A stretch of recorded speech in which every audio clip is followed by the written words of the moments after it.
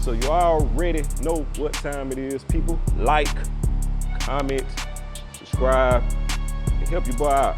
Now that that's out the way, boom, let's talk about what's going on in this video. So today I came to the shop messing with General Leroy.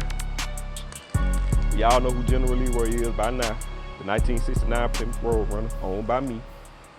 And so I came with the mindset of like the last video where I was working on the firewall and, you know, cleaning that up, spraying prime on it, that kind of stuff. So that was the same thought process for today. So, but instead of the front, I was working right here in the back and, you know, just really paying attention to the areas that's good and I'm gonna keep. I talked about it one time before. This area is good. All of that is good. So I just cleaned it up. Sprayed some primer on that as well. So that's looking good. So back here in the back, up here in the front, we're looking good. Once again, like I said before, it's full flow. Gotta be replaced. Hopefully, the sponsorship is coming soon. We gonna see. But if not, hey, just gotta get the money. Gotta make it happen. I mean, period. No excuse. I already had my mind made up that I was gonna spend the money anyway. And so if don't nobody sponsor, shoot, you have to spend the money. That's what it is. But anyway, as I was moving along with the roof on this side, it got like surface rust. So I was taking the wire wheel, I was just cleaning it up a little bit. And what's funny is I had thought this, and Jeffrey just came and basically confirmed it. So I was already thinking, all right, so I'm stripping this down, but what if I do all of this, then get to the top part, and realize that I need a whole roof scheme, which I'm praying I won't need a whole roof scheme, right? So I thought about it, but I just kept on and then Jeffrey, here comes Jeffrey. Hey man, hey, bro, you might as well do that later, bro. You need to see if you need a roof scheme first, bro. You gotta do the outside. I said, man, you know what, you right. So I got out, and this is what the video is about today. So y'all take a look at this. You see this here? Now, this is looking very rough. Jeffrey was already concerned that this was probably going to be bad. I was already a little concerned. So when he mentioned just check the roof, I said, man, let me just go ahead and just see what we working with already so far.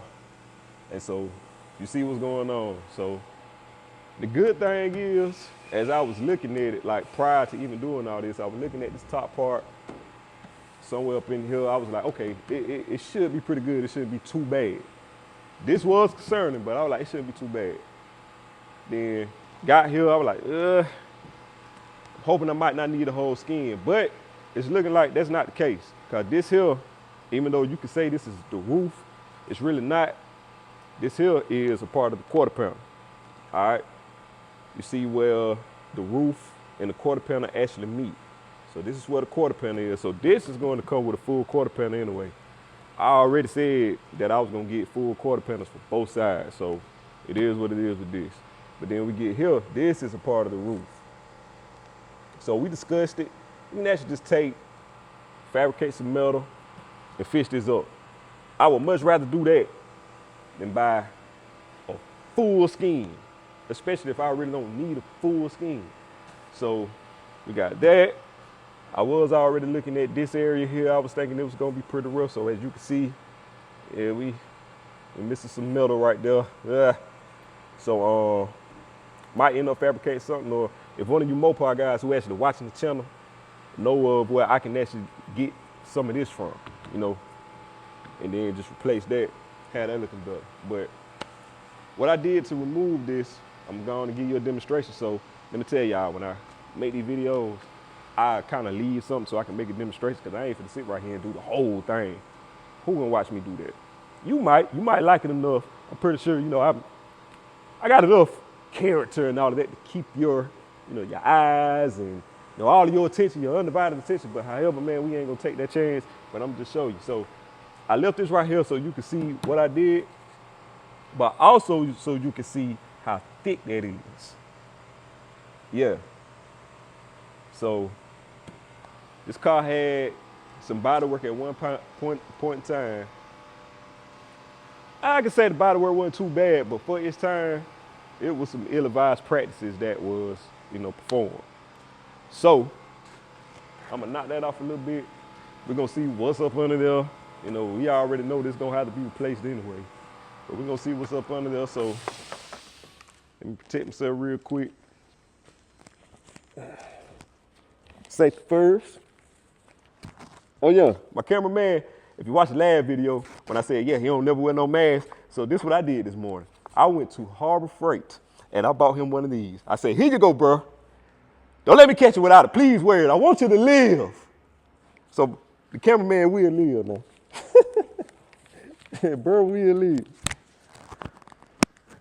Let's see. All right, so got that. All right. I'm gonna double protect myself. Put these on. Put this on. That double the protection. Reason being is because I'm finna use this wall wheel. Wall wheel, I love it. But it can be very dangerous if you're not prepared for what it can do. All right. Put that on there. All right. So, here we go.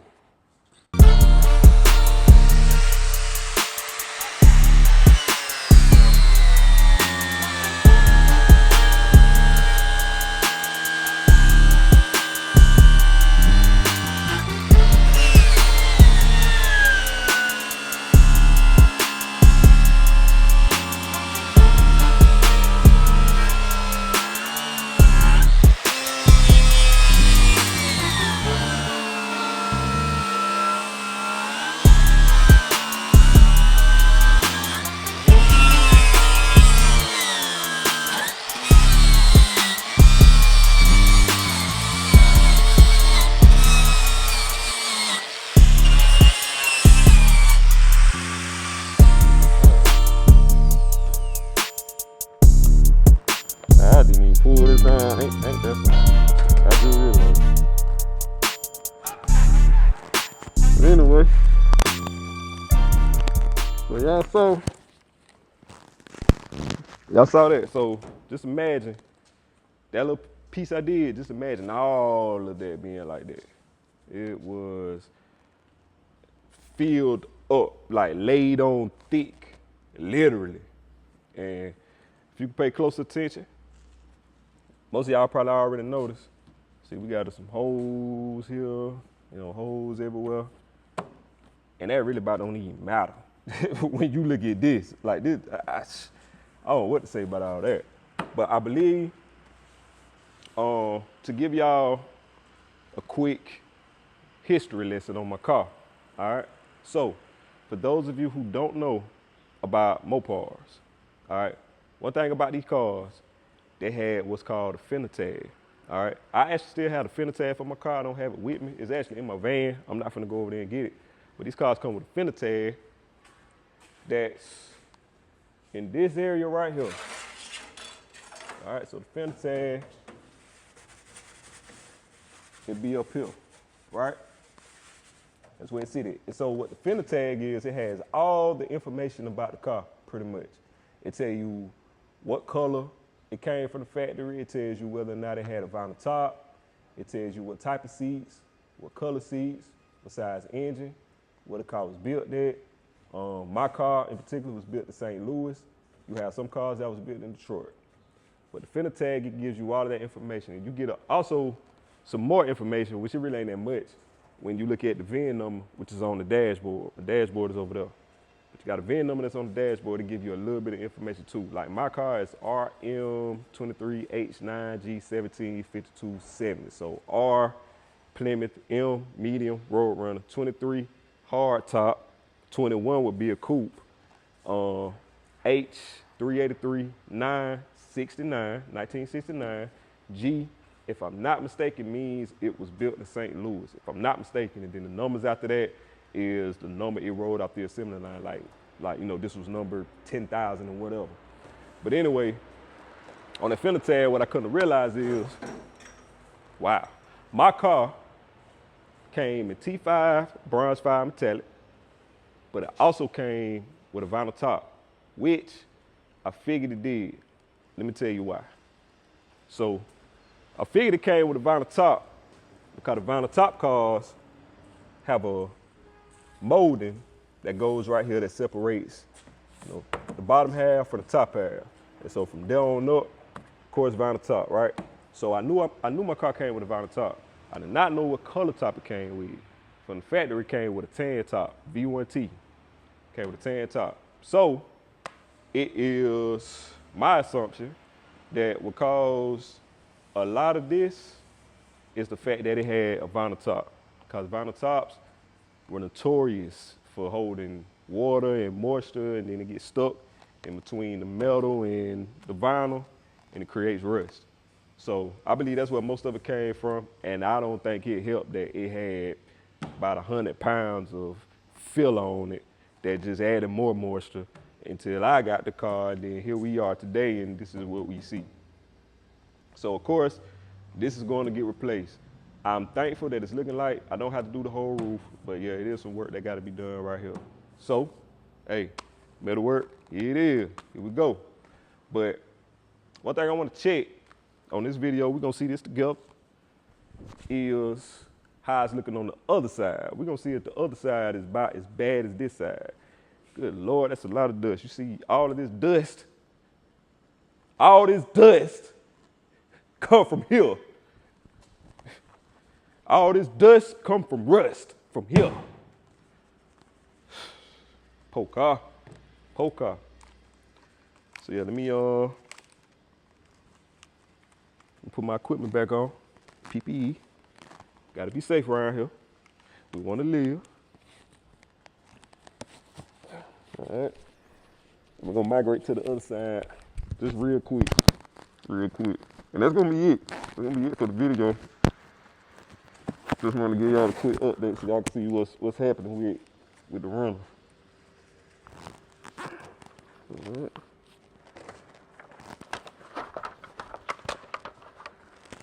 Okay, so how we gonna do this?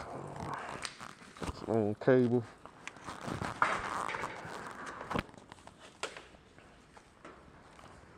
All right, yeah. Okay. Whoa. All right. So if y'all can see, I had already been balling right here. I sprayed some primer right there to protect that metal. But I'm gonna start in this area here, around about the same area that it is on that side, to see what we looking like. Ain't no telling.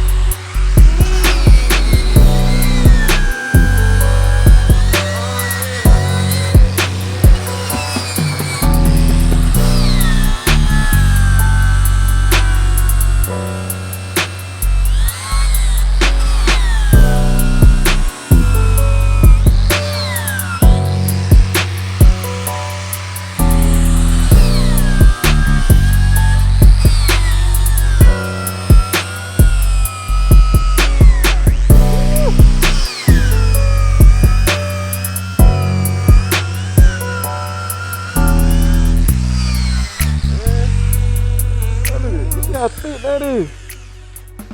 Good God almighty. Now I will say this side ain't looking as rough as that side over there, but it's just as thick as it was. I'll tell you that. Like thick, big booty fella. On thickness.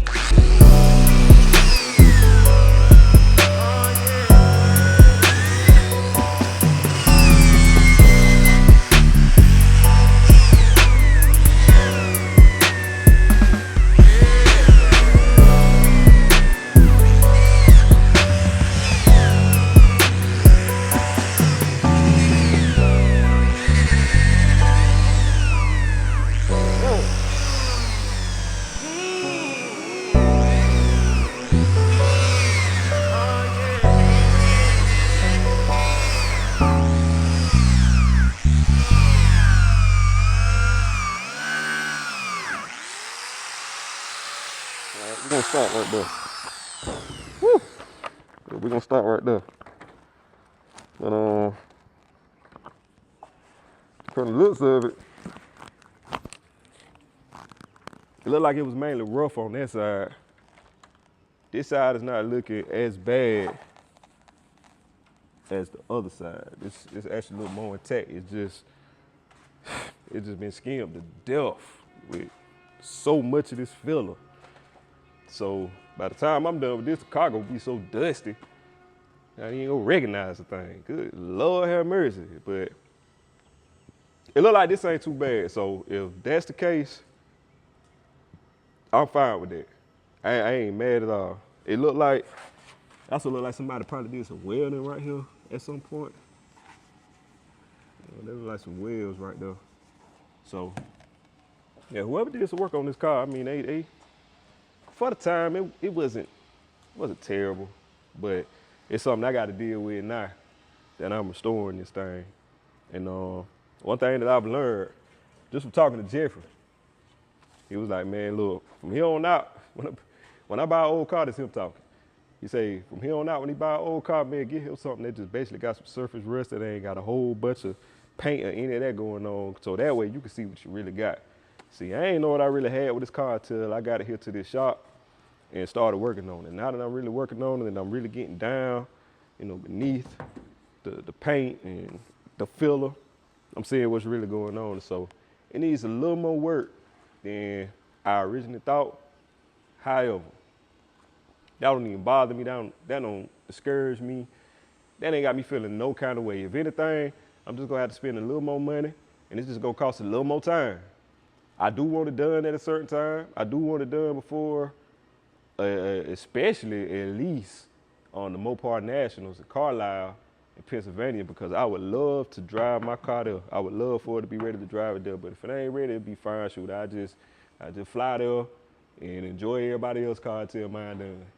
But yeah, I mean, it don't get done, it's cool, but it will get done. No matter what, it will get done. And look, I'm just, as I've been doing, enjoy the process. Yeah, it might be a little more than what I thought it was gonna be, but all in all, overall, it ain't nothing impossible. I be seeing them bring these cars back after they done burnt down and just all jacked up. So this here ain't nothing.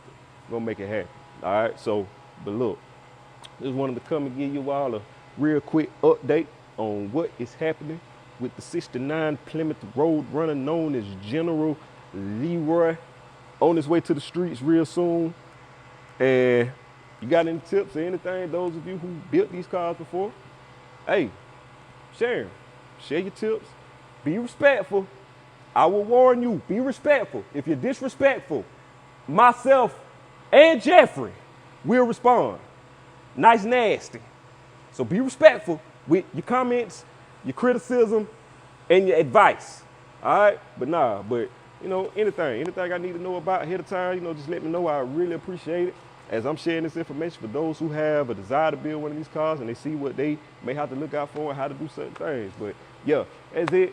Once again, remember, like I said at the beginning of this video, like, comment, and subscribe. All right, that helps me out a lot.